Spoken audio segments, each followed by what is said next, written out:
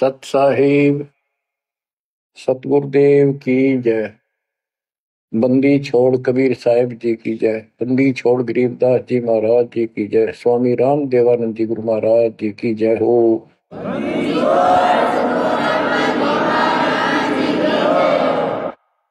सर्व संतों की जय, सर्व भक्तों की जय, धर्मी पुरुषों की जय। श्री काशी धाम की जय, श्री सुडानी धाम की जय, श्री क्रोथा धाम की जय, श्री बरवाड़ा धाम की जय। सत साहिब कबीर दंडवतम गोविंद गुरु बंदो जन सोए। पहले मैं प्रणाम तिन नमो जुआंगे ओए। कबीर गुरु को की जय, दंडवतम कोटि कोटि प्रणाम। कीट न जाने रंग को यो गुरु कर है आप समान। बच्चों, मानुष जन्म परमात्मा की कृपा से आपको प्राप्त है। मनुष्य जीवन के अंदर मूल उद्देश्य केवल भक्ति करना और मोक्ष कराना होता है।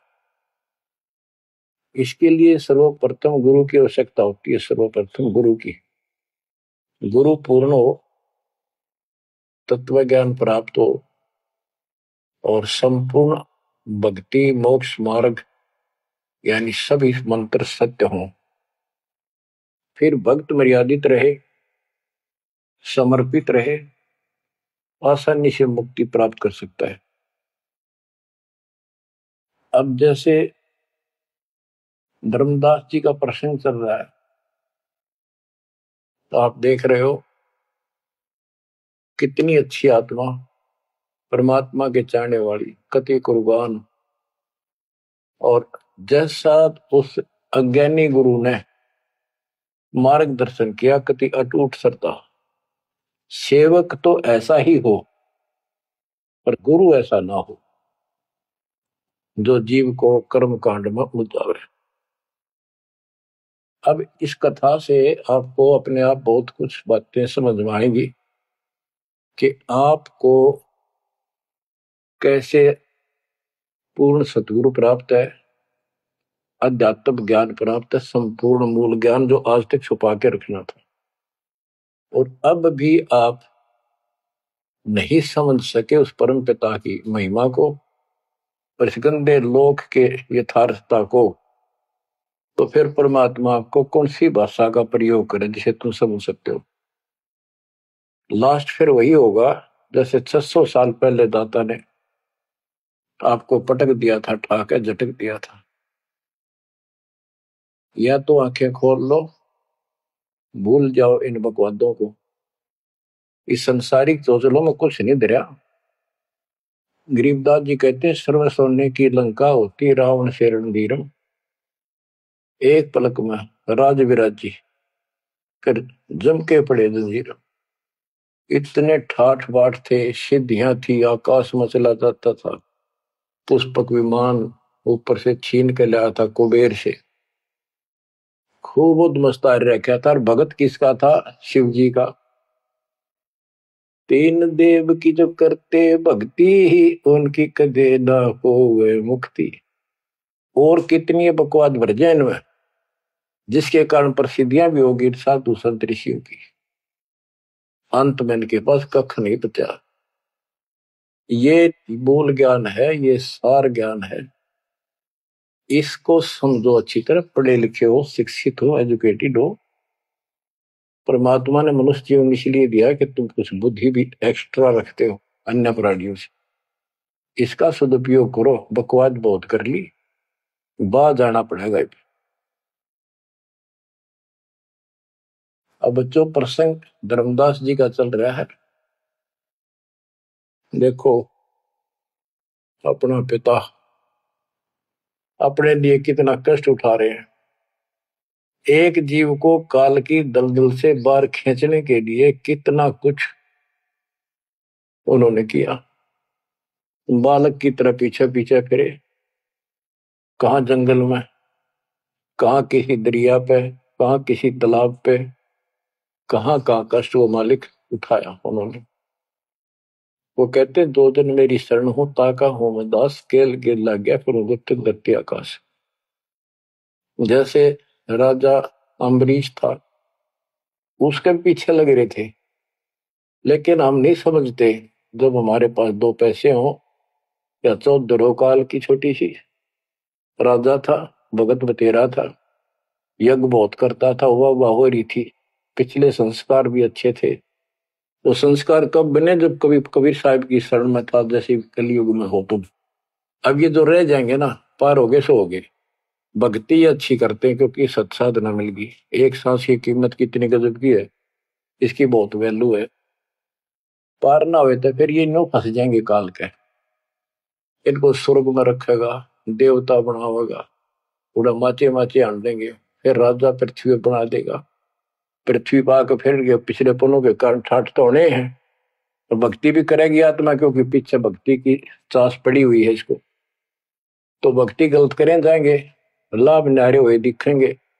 यो काल का भयंकर जाल है। मालिक फिर भी अपने बच्चे के साथ रहता है, फिर भी उनको राह दिखाने की चेष्टा करता है, किसी न किसी रूप में अपनी सच्ची भक्ति फिर से बताने की चेष्टा करता है। मानते हैं ना मानते वो अलग बात है। फिर राजा जनक हुआ अम्बरीश का जीवन पूरा करके। राजा जनक का पूरा करके फिर स्वर्ग गया। स्वर्ग में जाते समय लूट लिया काल ने। बिना विवेक वेख जो धारा क्षोभ करते हैं, सो भी बिना विवेक के नो नाश करते हैं। उड़ा दया भाव दिखा दी, वो अपने पुण्य दे दिए, और फिर नंगड़ होकर पृथ्वी पर आ गया। सारे पुण्य वहां खत्म कराया, आधे आधे ऊपर स्वर्ग में भोग लिए, और फिर पृथ्वी पर आ गए। पहले राजा था 2 जीवनों में, राजा अम्बरीश वाली आत्मा। अम्बरीश राजा, राजा जनक सीता का पिता। और फिर हुई आत्मा बाबा नानक बनी, खुद नौकर लगा के नवाब किया। जब इस स्थिति में आ गया, कति हैंड टू माउथ हो गए, तब दाता फिर मिले अपने बच्चे को। फिर राह दिखाने की चेष्टा की, खूब वाद विवाद किया। ने बोला आंखा देखो तो मानो, आंखा भी दिखाया, जब जाकर माना। बच्चों ऐसे आज आपके साथ खड़े कर दाता देख कहां सिर के होने लग रही है, अभी तुम नहीं समझ पा रहे। What is this? इसका नाम है कबीर भगवान। इसको कहते सक्षम समर्थ परमात्मा। बच्चों यहाँ देखो, मालिक ने कैसे अपने बच्चों तक संदेश पहुंचाने लग रहे। काल ने जुल्म करने में कसर नहीं छोड़ी, पर यू भी तो उसका बाप है। और देखो अपने बच्चों को कैसे अमृत छकाने लग रहे। इन क्रियाओं को देखकर यह विश्वास कर लेना चाहिए कि आप समर्थ की शरण में आ चुके हो। द्वार धनी के पड़ा रहे, धक्के धनी के खावे, 100 काल झकझोरी कर द्वार छोड़ जाओ। इब तुम इतना जरूर कर दियो, और कुछ ना बने तो इतना रहियो, मालिक की शरण से दूर मत होना। चाहे दुखी दिखो चाहे सुखी दिखो, इब के आपका सतलोक में अगला कदम है, बस नथिंग एल्स। दूसरी बात नहीं है। पर होगा उनका जो मर्यादित रहेंगे, समर्पित रहेंगे, तन मन धन सब तेरा, ये कहने से नहीं, करना होगा। काल जाते आज ले चलो दाता, रखियो अपने चरण में। तो बच्चों फिर जब तक चाहोगे तब तक जीवन दे देगा आपको, जब तक चाहोगे। लेकिन अंत में एक ऐसा आप पे प्रेरणा हो जाएगी आपको, और आप ही कहोगे कि दाता ले चलो, बस बस बहुत हो ली। तो कहते हैं जीव इतना जोखिम नहीं, मरा जब निशंक मरे, परमात्मा कहते हैं। तो वो हमारा मरना नहीं होगा, हम तो मेले से बजावांगे। शरीर छोड़ दिया कांचड़ी, पक्षी उड़ा आकाश को चलते कर गया बीट, ये तो वो है।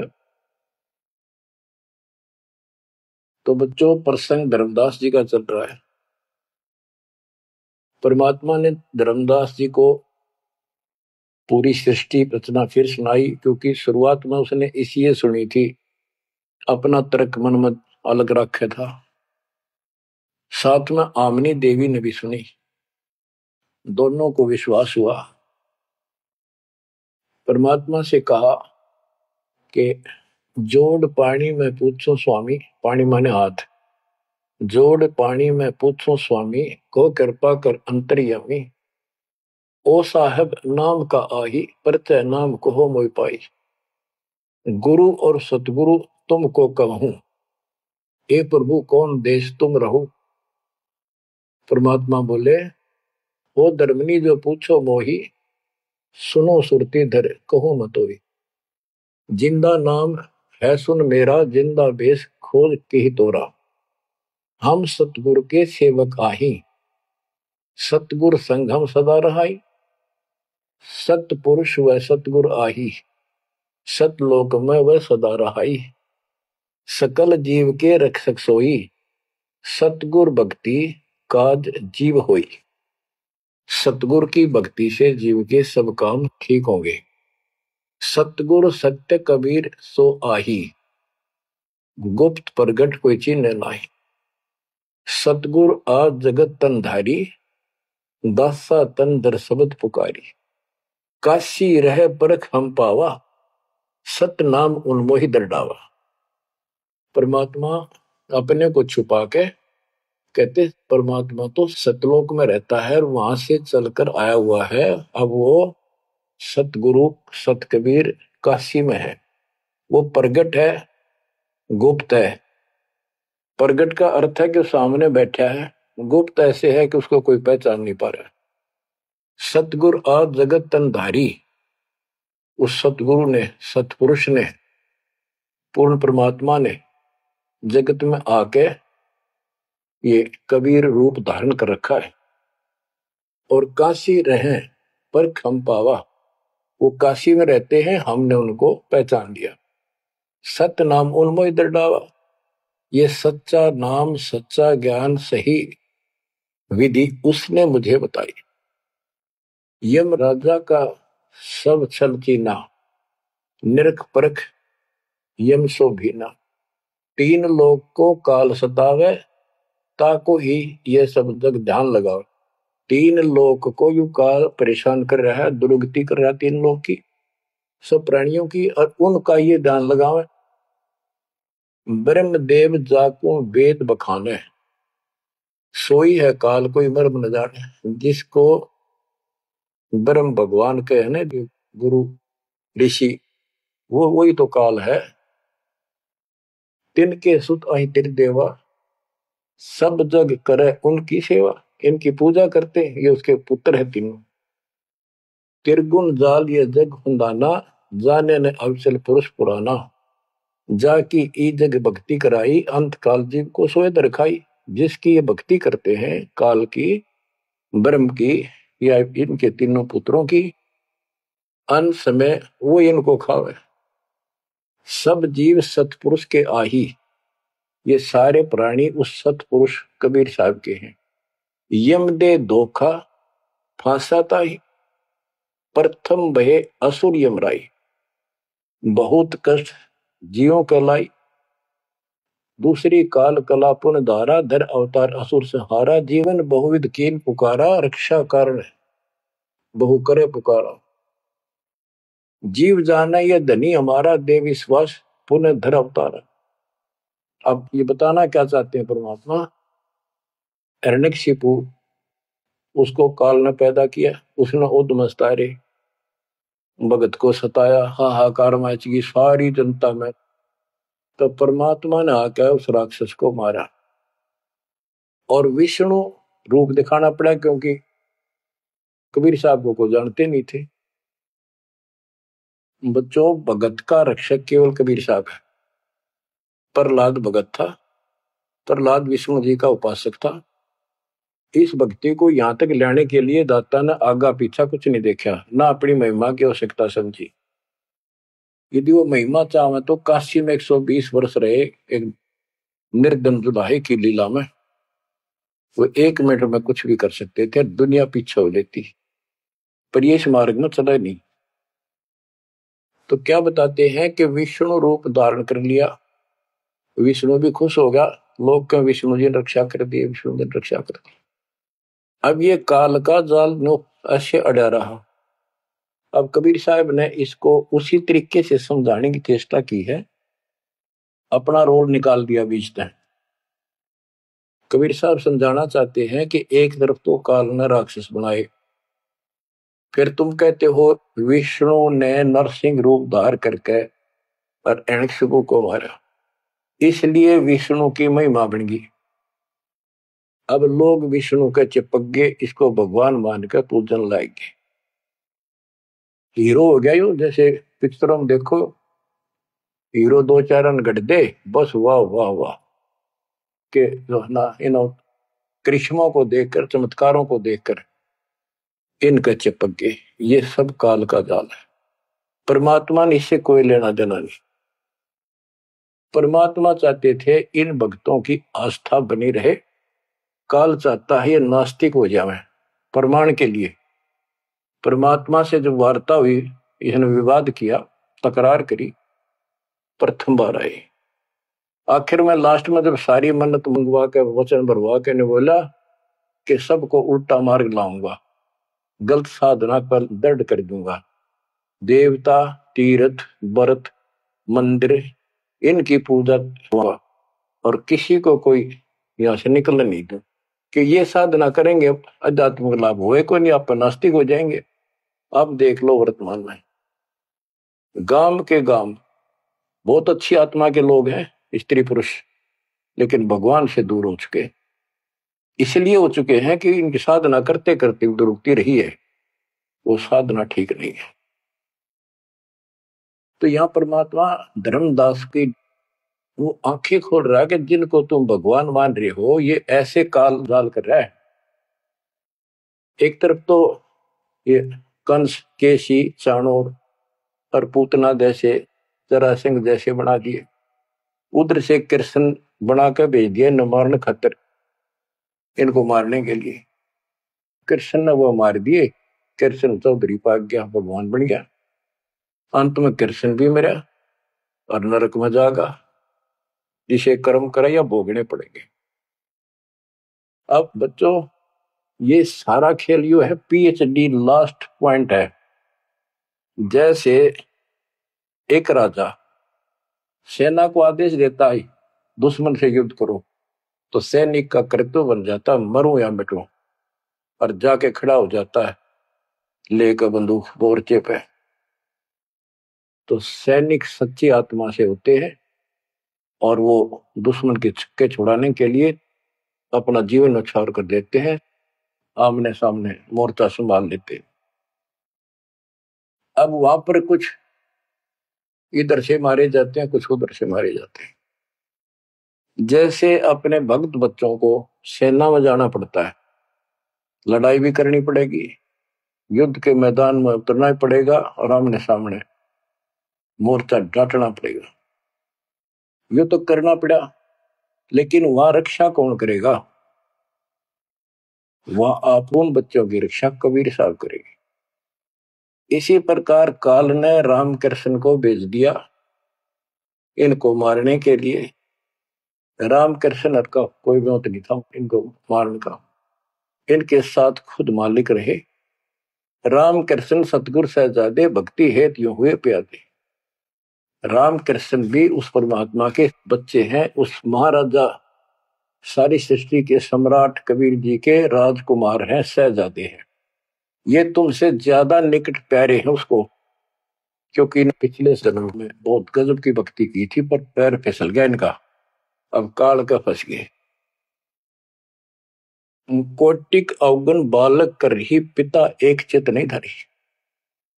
बाप के अंदर एक ऐसा परमात्मा ने पर रखा है प्रेरणा, स्वभाव, बालक से करोड़ों बकवाद कर ले पर पिता एक भी उसकी गलती को ज्यादा सीरियसली नहीं लेता।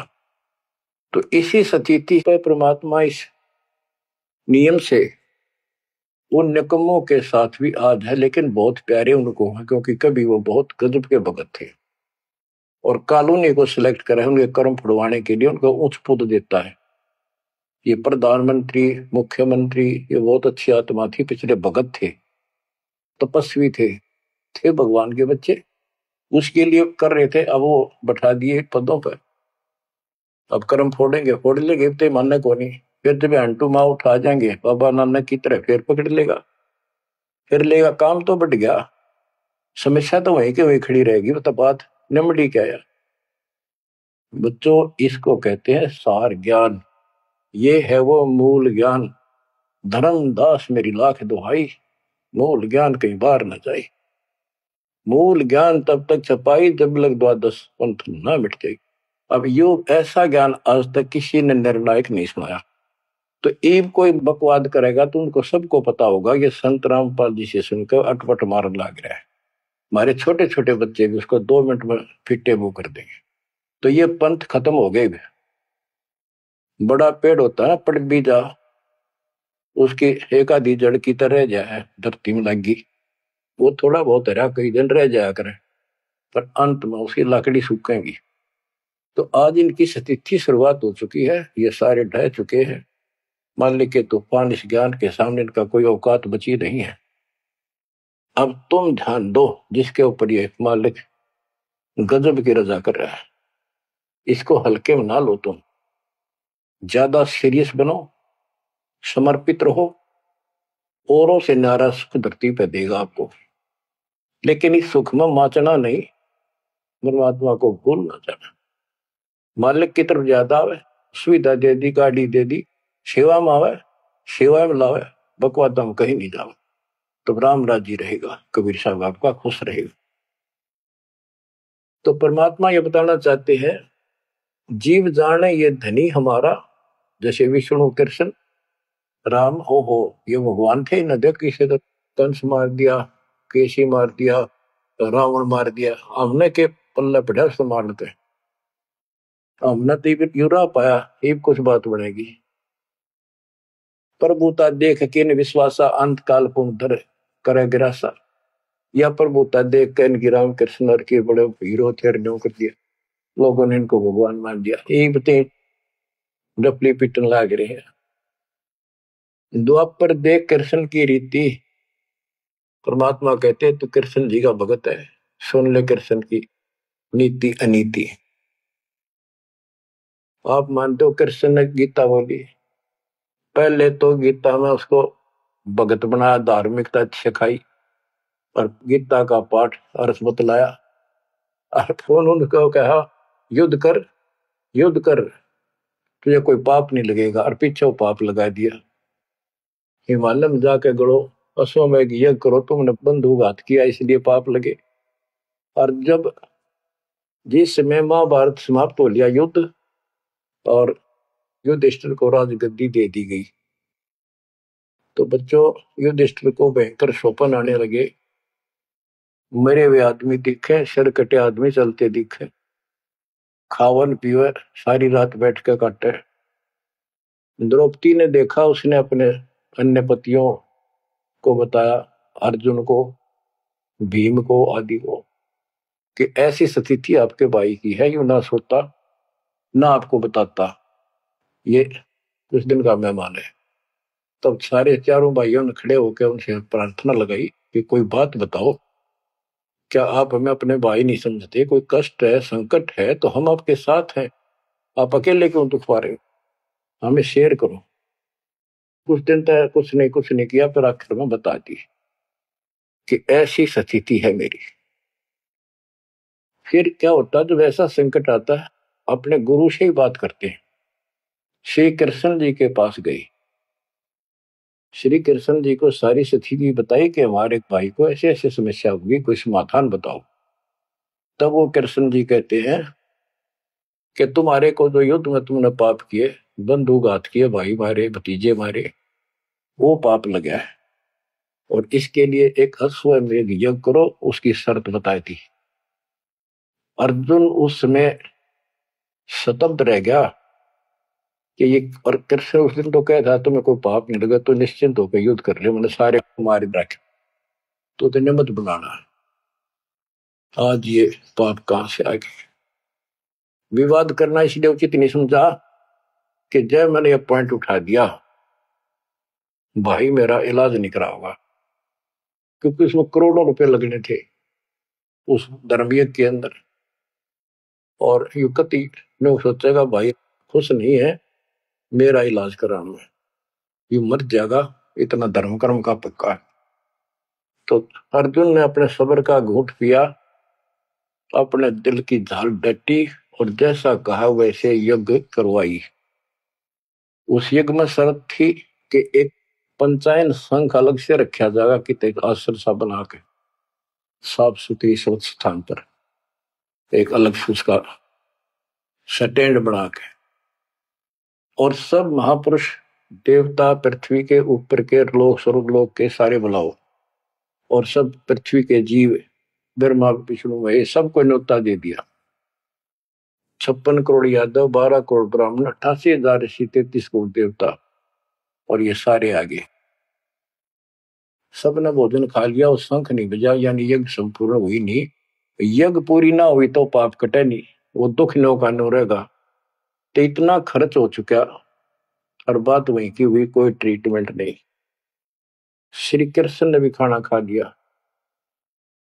उस समय युधिष्ठिर ने पूछा, भगवान अब कैसे बात बनेगी, सबने भोजन खा लिया। तब कृष्ण जी ने बताया, क्या तुमने इधर एक संत है, उसका ये सुदर्शन नाम है, वो एक गुरु भक्त है, उसको निमंत्रण नहीं दिया। भीम की ड्यूटी थी, सेवा थी उस साइड में निमंत्रण बांटने की। भीम से पूछागा, भीम ने बताया कि मैं गया था पर वो गलत बोला। उसने कहा कि तुम्हारे से तो कसाई भी अच्छा, तुमने इतने मानस मार दिए, वो विधवा बहन सैनिकों की आज तक टक्कर मार कर हो रही है, तुम बैठ के मौज कर रहे हो, नरक में पड़ोगे जाके। तुम्हारे अन्न खाकर नरक में जाना क्या मैंने? पहले मुझे ऐसी ऐसी 100 अश्वमेघ यज्ञ का फल दो, तब मैं तुम्हारा टूक तोड़ू। कृष्ण बोला, फिर आपने क्या कहा? मैं के कहूं था जी, उसने फिर कह दिया, बताओ ना मन्ना, ये तेरे बिना कि हमारी यज्ञ अधूरी रह जाएगी, श्री कृष्ण जी हमारे साथ। तब भगवान बोले, सारी बात बिगाड़ दी, तुम चलो। पांचों को रथ में बैठा के लाया, उनकी कुटिया से कम 1 योजन यानी 12 किलोमीटर दूर रथ रोक दिया। वहां से पैदल चल के आए नंगे पैरों। उस दिन क्या था, सुदर्शन जी ने अपने गुरु परमात्मा खुद कबीर साहब करुणा में नाम से प्रकट थे द्वापर में, उनके वो शिष्य थे, उनको सारी बात बताई। परमात्मा को पता था फेरा होंगे काम तो उनका होना को नहीं। तो सुदर्शन जी से बोले, तुम घूमन फिरन चला जा किते, वो फेरा होंगे। कि सुदर्शन जी तो चले गए भ्रमण पे, परमात्मा उनका रूप बना के वहां बैठेगी कुटिया में। जब वह सारी टीम पहुंची कृष्ण वाली, जाते ही श्री कृष्ण ने दंडोत प्रणाम की। साथ में पांचों पांडवों करनी थी। परमात्मा ने पूछा, है जगदीश, ये 3 लोक के मालिक, या कैसे आना हुआ गरीब की झोपड़ी पे? तो श्री कृष्ण जी ने कहा, आप जानी जान हो, इन्होंने ये पांडव हैं, ये भीम है, ये युधिष्ठिर है, सारी इंट्रोडक्शन कराई। ये आपको निमंत्रण देने आए हैं, इनके यज्ञ में प्रसाद पाओ ताकि इनका कल्याण हो। सुदर्शन जी बोले कि भाई मैंने इस भाई से कही थी, देव खड़ा मोटा, मेरी बात शर्त पूरी कर दो, तो मैं आज तैयार हूं, नमक हो नहीं चालू। तो श्री कृष्ण जी बोले, जी आपकी वाणी है, कबीर संत मंडल को चाहिए तजमाए अभिमान, जो जो कदम आगे रखे ओ एक समान।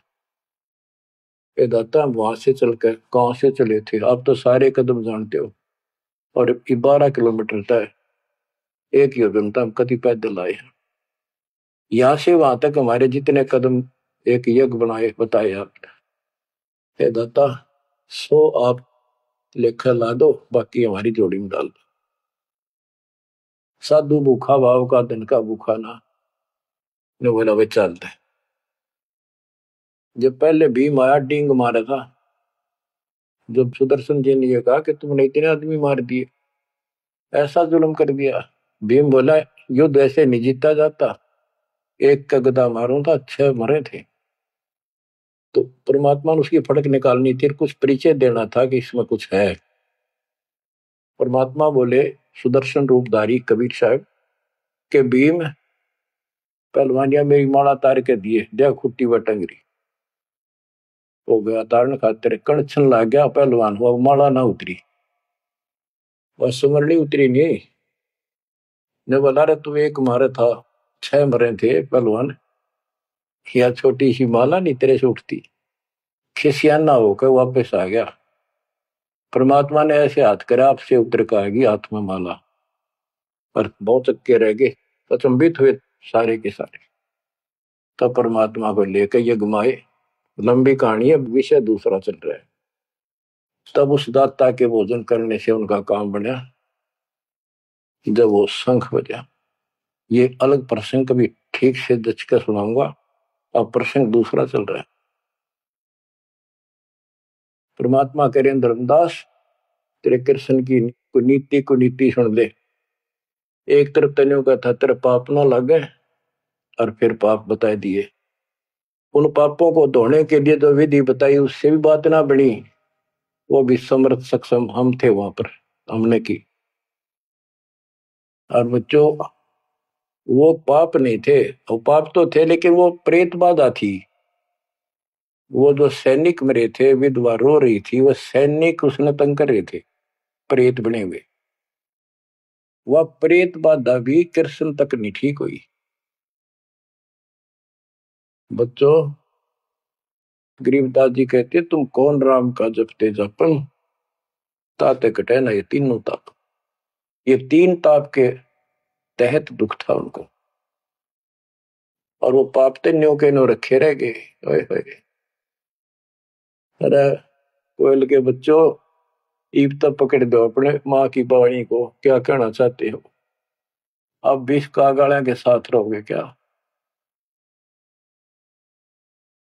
अब क्या बताते हैं गीता पाठ का अर्थ बतलावा पुण्य पाछे बहु पाप लगावा बंधु घात दोष लगावा पंडों का बहुकाल सतावा पांडवों को काल ने खूब परेशान किया और अंत में क्या हुआ जब दुर्वासा जी ने श्राप दे दिया कि जैसे कृष्ण जी के पुत्र प्रद्युम्न और 2 4 5 और बच्चे मिलकर दुर्वासा जी द्वारका की बनी में बैठे थे तपस्या कर रहे थे कुछ दिन के लिए कहीं कहीं रुक जाते थे वो पता चला कि बड़ा पहुंचा हुआ संत सिद्ध आ रहा है द्वारका के बच्चे श्री कृष्ण को समर्थ मान चुके थे किसी ने कंस मार दिया केसी राक्षस मार दिया चाणूर मार दिया ऐसे काल्यवन मार दिया तो इन सोच रहे थे कृष्ण तो ऊपर धरती पे कोई सही नहीं उन्होंने मजाक सूझ गए वह किसी संत साधु का आदर नहीं करते थे इस कारण से हमारे साथ कृष्ण हमारा कोई कुछ नहीं बिगाड़ सकता तो उन्होंने शरारत सूझी के नो कहे दुर्वासा भूत भविष्य वर्तमान त्रिकाली बता दिए तीनों काल की जानता है चलो इसकी परीक्षा लेंगे एक प्रद्युम्न का पेट पर कढ़ाई बांध दी छोटी सी लोहे की और लेडीज कपड़े पड़ा दिए गुजरिया वाले ऐसा दिखा दिया जाके जैसे बच्चा पेट में गर्भ है इसका यो पूछने गए महाराज इनका कई साल में दया करी दाता ने 12 साल हो गए बयान अब ये जानना चाहते हैं कि इनका लड़का होगा लड़की बड़े उतावले हैं आप भूत भविष्य की सारी जानो दुर्वासा जी ने देखा ध्यान लगा के ताकि बकवाद करना रहे हैं गुस्से में होकर ने बोला या 2 कुल का नाश होगा इस पे ना लड़का हो ना लड़की हो और आंख लाल करी बाज लिए बच्चे थे सब ना के बताया पता चला यानी उस दुर्वासा के श्राप का कृष्ण तक बात गई कृष्ण जी ने समाधान बताया कि इस कढ़ाई ने घिसा के चूर्ण बना के प्रभास क्षेत्र में डाल दो जमुना में ऐसा कर दिया गया फिर भी श्राप नौका नु रह गया उस श्राप वो द्वारका में उद्मस उतर गया अचानक बालक मर गया अचानक कोई और दिक्कत आ गया छोटी सी बात पर लट्ठम लट्ठा रोज झगड़े होने लग गए कृष्ण जी के पास फिर गए यू कारण क्या है बताओ भगवान इसका समाधान बताओ किसी न किसी की बात नहीं सुवारी यू कौन सा पाप से दिया नगरी का कृष्ण जी बोला भाई जो दुर्वासा का श्राप है ये दुखी कर रहा है इसका समाधान है, तुम जाके वहां जमुना में स्नान करो प्रभास क्षेत्र में, जहां पर वो कढ़ाई के कंड डलवाए थे चूरे बना बना के। उसमें एक कड़ा घिसा नहीं था कढ़ाई का, पूरा ना घिसा, थोड़ा बहुत घिस गया, चमकीली सी वस्तु होगी, वो मछली ने खा ली। एक बालिया नाम का मछियारा था और साथ में शिकारी था। वो मछली पकड़ी, वो आगे उसने काट के देखी, उसमें चमकीली धातु थी। उसका अपना तीर का एरो बनवा दिया, आगे का ऐसा विषाक्त करके जहर में बुझवा के। और जो कण थे जो कढ़ाई के बताते, उनके सरकंडे जाम गए, बूढ़े बूढ़े, उनके तीखे पत्ते गजब के तलवार जैसे। और कृष्ण जी ने कहा सारे स्नान करो वहां जाके, तुम्हारा युद्ध शराब खत्म हो जाएगा। वहां बोले सब बच्चे नर, कोई ना बचे, गर्भ न छोड़ के, छोटे छोटे नवजात शिशु भी साथ ले गए, कदे इन पर शराब ना रह जाए। और वहां जाके सारे लड़न लाग गए, पाड़ पाड़ के वो पठेरे सरकंडे एक दूसरे को मारे, तलवार का काम करना कर शुरू कर दिया। कट का मर गए 56 करोड़ यादव। कृष्ण जी एक पेड़ के नीचे बैठ गए, उस पर दीख वो सारे दिन शिकारी ने, कि बालिया कौन था, ये बाली वाली आत्मा थी जो त्रेता युग में श्री राम ने वृक्ष की ओट लेकर मारा था। उसका अपना बदला लेने के लिए उस वो बालिया नाम का जीमर बना, शिकारी बना, श्री राम श्री कृष्ण बना वो आत्मा। वो उसके पैर में तीर मार के श्री कृष्ण मारा। उससे पहले श्री कृष्ण ने बच्चे भी बताओ आप हमारी याद दो जाके काल कर रहेंगे दुर्गति, फिर आके लेट गया जब वो मारेगा। मरने से पहले उसने वह संदेशा भेज दिया था, पता था कि सारे मरेंगे। तो पांचों पांडव वहां पहुंच गए, कृष्ण जी बस तड़पन लाग रहे थे। उनको बता दिया भाई यहाँ कोई आदमी बचा नहीं है, इन लेडीज को सारी को ले जाना, या लोग इनकी दुर्गति करेंगे, तुम अपने वहां रखना सुरक्षित। और तुम जाके हिमालय में चले जाओ, वहां रहो भूखे प्यासे तप करो, और वहां गड़का मर जाओ, वापस ना आई। तो पूछा जी कारण क्या है, हम अभी तो राज मिला, 20-30 साल हमने राज मुश्किल से किया है, अब आप कहते हो राज त्याग के वहां से ले जाओ, इसका कारण क्या हो गया, क्या गलती बन गई कि तुमने जो युद्ध में पाप किए थे वो पाप तुम्हें दुखी कर रहे हैं, वह तप करने से समाप्त हो जाएंगे। तब अर्जुन को कहना पड़ा कि भगवान आप ऐसी स्थिति में हो, मुझे कहना तो नहीं चाहिए पर मैं रोक भी नहीं सकता अपने आप।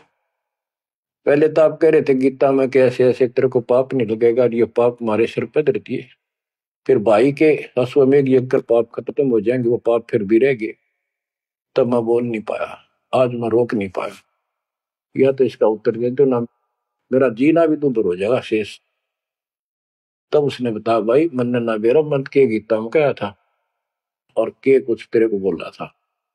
असली बात यह है, अब मैं जो कोई कर लियो उस पाप हमारे उड़ तपस्या से कुछ तप बन जाएगा, पाप पुपना कट्टे से उसने में बताई तप करने से आगे फिर थोड़ा बहुत को राज मिल जाएगा। इनके पास इतनी स्टोरी है, ज्यादा नहीं। तो बच्चों देखो काल का जाल। उसका अंतिम संस्कार से ही कृष्ण का करके वो चले गए, और अर्जुन एकलन छोड़ गए कि एकला योद्धा है, कोई खतरा नहीं, सब लेडीज को लेकर चाल पड़ा गोपियों को।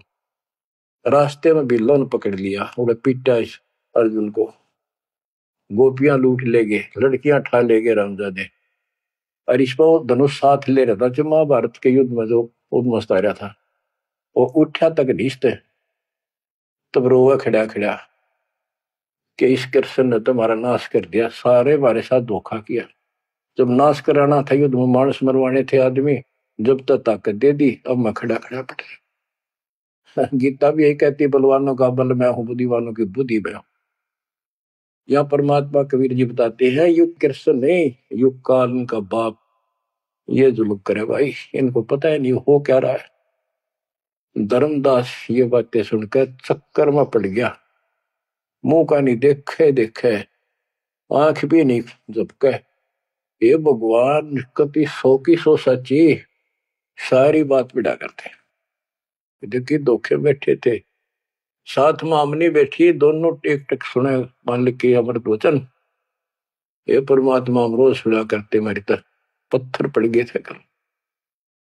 आपके क्या गुण गाओ मालिक, कैसी आंख खोल दी मेरी। परमात्मा कहते और सुन ले। अब क्या है, हिमालय में चले गए सारे पांडव, और वहां सारे मरते गिर जाते गए। तो कहते हैं जब ये पहुंचे ऊपर, तो युधिष्ठिर बाद में मरिया, और तो सारे बर्फ में गड़ गए, बर्फ में पैर गड़ जाते कति। लेकिन युधिष्ठिर का अंगूठा अंगूठा गला, बाकी शरीर जो का तो रहा, मर गयो भी गया। जब ये ऊपर गया, वो पहले जो चले गए थे मर मर के, चारों पांडव और वो उनकी मां कुंती द्रौपदी, वह सारे नरक में ठोक रखे। यो पहले स्वर्ग ले जाएगा, फिर इसको कुछ समय नरक में डालना था, क्योंकि इसने धर्मदास झूठ बोली थी युधिष्ठिर ने। कौन सी झूठ बोली थी कि अश्वत्थामा मर गया। द्रोणाचार्य गुरु का बेटा अश्वत्थामा था। द्रोणाचार्य इतना सूरवीर था, अगले दिन उसने युद्ध में उतरना था, और कृष्ण जी को पता था, उसने बता दिया था जयो आ गया ना द्रोणाचार्य तुम्हारे सामने, एक नहीं छूटेगा, इतना धनुषधारी है। तो इसका इलाज ये है कि युधिष्ठिर झूठ बोल दे, और की नहीं मानने का। पहले कईया ने जाके कहा, नो कह दो कि इसका बेटा अश्वत्थामा मर गया, तो यो उस पुत्र मोह में इतना पागल हो जाएगा, इस पर हथियार नहीं उठेंगे, और युद्ध तक करेगा, पर यू हार जाएगा, मारा जाएगा। तो द्रोणाचार्य को सबने कहा जाके कि अश्वत्थामा मर गया। दूत भेजे गए दूसरी सेना में, तो द्रोणाचार्य बोले मैं विश्वास ना करूं, तुम झूठ बोलते हो। अगर युधिष्ठिर कह देगा तो मैं सच्ची मानूंगा। तो दूसरे कह तुम मार दिया, तो फेंक दिया ठागा मैंने।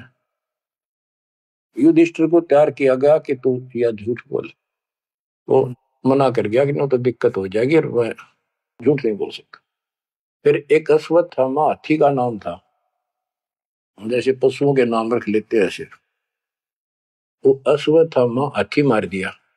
श्री कृष्ण बोला आप ये कह देना कि अश्वत्थामा मर गया, मंदी आवाज में कह दिए मेरा ना हाथी था, हाथी या मनुष्य।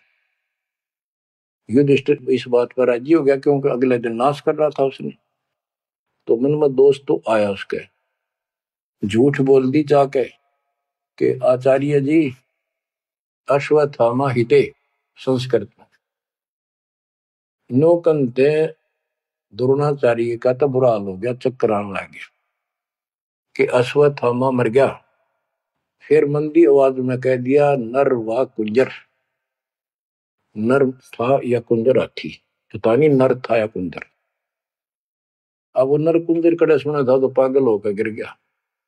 तो उसके कारण उसको नरक में भेजना था कुछ समय के लिए। तो युधिष्ठिर ने पूछा कि मेरे भाई कहाँ गए, स्वर्ग में। तो उनको बताया कि उन्हें पाप करे थे महाभारत में, और भी जितने पाप कर रखे थे वो सारे के कारण नरक में गए। धर्म युधिष्ठिर बोला कि मुझे उनके दर्शन कराओ, मैं देखना चाहता हूं। देखा सारे हाहाकार मचान ना गिरे। तो बोला मुझे भी अब मेरे भाई बहनों के परिवार के साथ भेज दो। तो वो चाहे थे कि बेचने इसका मार डाल लिया जाओ। तो वो इस कारण से उसको भी कहते कुछ समय के लिए नरक को भोगना पड़ा। अब ये परमात्मा कहते हैं बंधु घात दोष लगावा, पांडवों के बहुकाल सतावा, भेद हिमालय ते ही गलाए, छल अनेक की नहीं यमराए।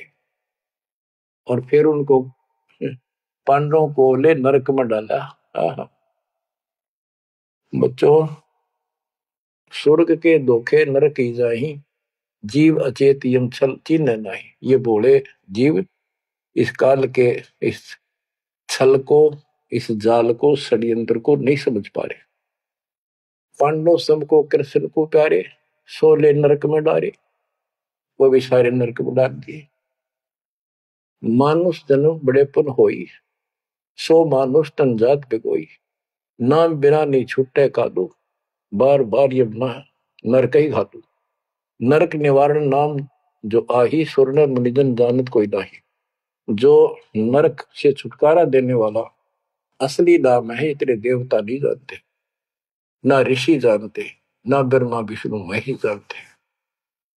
ताते यम फिर भटकावे, नाना योनिन में काल सतावे। बिरले सार शब्द पहचाने, सतगुरु मिले तो सतनाम समाने। इतना कुछ सुनकर धर्मदास कहता, हे साहब मैं तो पग सिर धरूं, तुम तो कुछ दुविधा नहीं कर। अब मोई चीन पड़ी यम बाजी, तुम ते भयो मोह मन राजी। अब आपके ऊपर मेरी कति आत्मा डट गई, मेरा मन कति खुश आपके ऊपर। मेरे हृदय प्रीति अस आई, तुम ते हो गई जीव मुक्ताई। अब मुझे विश्वास हो गया कि मेरा कल्याण आपसे होगा। मुझे लगता है तुम ही सत कबीर हो स्वामी, कृपा करो तुम अंतर्यामी। हे प्रभु देव परवाना मोही, यम तरण तोर भजो मैं तो ही। मोरे नहीं और सो कामा, निस्तिन सुमरो सदगुरु नामा। पीतल पत्थर देव द्यो बहाई, इन फेंक दो उठाकर, सतगुरु भक्ति करो चितलाई। हे बंदी छोड़, हो। परमात्मा बोले, सुनो धर्मनी, अब तो ही भुगताऊं, निश्चय यूं से तो ही बचाऊं। देव परवाना हंस बारो, जन्म मरण दुख सब टारो। ले परवाना जो करे प्रतीति, जिंदा कह चले यम जीती। अब वही आज्ञा देव धर्मदासा, मैं गमन करूं सतगुरु के पास है। अब मुझे आज्ञा दे, मैं अपने गुरु जी के पास जा रहा हूं। सतगुरु संग आयब तो पाई, फिर मैं अपने गुरु जी लेकर आऊंगा तेरे पास। तब परमाना तो ही मिलाई, उनसे तुम्हें नाम दिलाऊंगा मैं। क्योंकि अभी धर्मदास को पूरा पक्का करना था। धर्मदास बोले, हे प्रभु अब तो जान ना देव, नहीं आए तो मैं बहुत पछते हूं। पछताई पछताई बहुत दुख पाऊं, नहीं आओ तो प्राण गवाऊं। हाथ से रतन खोई कोई डारे, सो मूर्ख निज काम बिगाड़े। ये मैं कैसे छोड़ू, अपने हाथ से रतन कैसे खो दूं। जब नहीं आए तो ना मैं खाऊं ना कुछ पीऊं, मैं मरूंगा। आप जब फिर नहीं आए तो परमात्मा ने कहा कि चल पड़े, क्योंकि अभी ताव और बाकी देना था। धर्मदास सामने कति गली में खड़े हो गए, जब तक दिखते रहे आंखों में आंसू भरे रहे, एक टक देखते रहे। बच्चों ये सुनते रहियो अमर ज्ञान, अजब गजब ज्ञान मिलेगा आपको। शेष वाणी परमात्मा की दया से आपको फिर सुनाएंगे। परमात्मा आपको मोक्ष दे, सदा सुखी रखे। आपकी लगन, आपकी दृढ़ता परमात्मा के प्रति ज्यादा हो, आप परमात्मा के लिए ज्यादा समय निकाल सको। दाता आप पर कृपा करें, आपको इस काल के जल से निकाले। सत्संग।